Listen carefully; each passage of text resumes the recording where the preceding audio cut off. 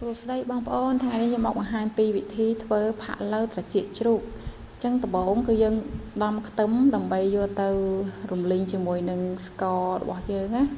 ដំខ្ទឹមហើយសាច់ជ្រូកហ្នឹងគឺកុំមុនហ្នឹងខ្ញុំបានលាងសម្បាច់អំបិលស្អាតម្ដងហើយឥឡូវហ្នឹងខ្ញុំយកមកស្រោដាក់ទឹកនឹងដាំពុំបន្តិចមកដាក់ជាមួយនឹងអំបិលស្លឹកក្រូចសើចរំដេងអញ្ចឹងដើម្បីកាត់ក្លិនសាច់ជ្រូកហ្នឹងហើយយើងយកវាទៅលាងសម្អាតម្ដងទៀតបន្ទាប់មកខ្ញុំដាក់ស្ករចូលហើយក្នុងស្ករនេះខ្ញុំអត់ប្រើខ្លាញ់ទេព្រោះខ្ញុំធ្វើអាហារកាត់បន្ថយខ្លាញ់ណាអញ្ចឹងខ្ញុំដាក់ទឹកបន្តិចដើម្បីឲ្យស្ករត្នោតយើងនឹងរលាយហើយស្ករត្នោតខ្មែរយើងក្លិនឈ្ងុយហើយវាដុំរឹងជាងស្ករនៅលក់នៅឯផ្សារចុះយើងរំលីងវាហើយយើងប្រើគ្រឿងមានការចាន់មានខ្ទឹមហ្នឹងហើយអំបិលហើយមានទឹកស៊ីអ៊ីវប្រេងខ្យងអីតាមគ្រឿងផ្សំរសជាតិបងប្អូនណាចឹងយើងកូរស្ករហើយយើងដាក់ពូជការចាន់អីហ្នឹងមកបើបងប្អូនអត់ចូលចិត្តក្លិនហ្នឹងទេមិនបាច់ដាក់ក្លិនហ្នឹងក៏បានដែរអញ្ចឹងយើងប្រើទឹកស៊ីអ៊ីវធម្មតាបើសិនជាបងប្អូនចង់បានទឹកស៊ីអ៊ីវដែលសាច់ដែលមាន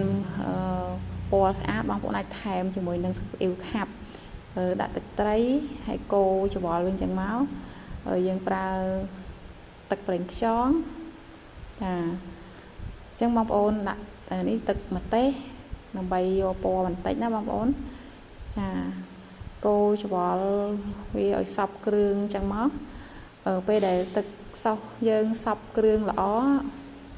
យើងអាចដាក់សាច់ជ្រូកបានហើយឥឡូវខ្ញុំថែមប្រេងខ្យងតិចទៀតចាកូរច្របល់មកបន្ទាប់មកទៀតយើងក៏ដាក់រំដេងឲ្យបានក្លិនឬថាកាត់ក្លិនល្អណាហើយខ្ញុំប្រើម្រេចក្របចឹងអត់កិនទេចឹងម្រេចក្របហ្នឹងវាធ្វើឲ្យយើងញ៉ាំទៅអ្នកដែលចាស់ចេះញ៉ាំអីទៅខាំប៉ះមកគ្រាប់ហ្នឹងឆ្ងាញ់ហើយបើសិនជាក្មេងក៏គាត់អត់ហឹលដែរចឹងខ្ញុំមានកូនតូចខ្ញុំអត់កិនទេខ្ញុំប្រើម្រេចក្របហើយម្រេចក្របយើងនេះគេម្រេចសុទ្ធឈ្ងុយហ៎បងប្អូនបន្ទាប់មកខ្ញុំដាក់ជាតិជ្រូកយើងនៅបានលាងសម្អាតហើយដាក់ចូលទៅក្នុងឆ្នាំងទៅហើយយើងកូរខ្ញុំអត់ប្រើទឹកភ្លាមទេគឺខ្ញុំកូររហូតទាល់តែសាច់ជ្រូកនឹងចូលជាតិល្អអញ្ចឹងសាច់ជ្រូកហ្នឹងប្រហែលជាចិត្ត1គីឡូកន្លះនោះបងប្អូនអញ្ចឹងយើងកូរច្របល់វាហ្នឹងគឺយើងប្រើភ្លើងល្មមបានហើយទឹក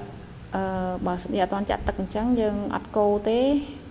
អត់ញាប់ដៃកូរទេវាធ្វើឲ្យខ្លោចអញ្ចឹងណាអញ្ចឹងខ្ញុំកូរវារហូតតតែវាសព្វល្អអញ្ចឹងណាបងប្អូន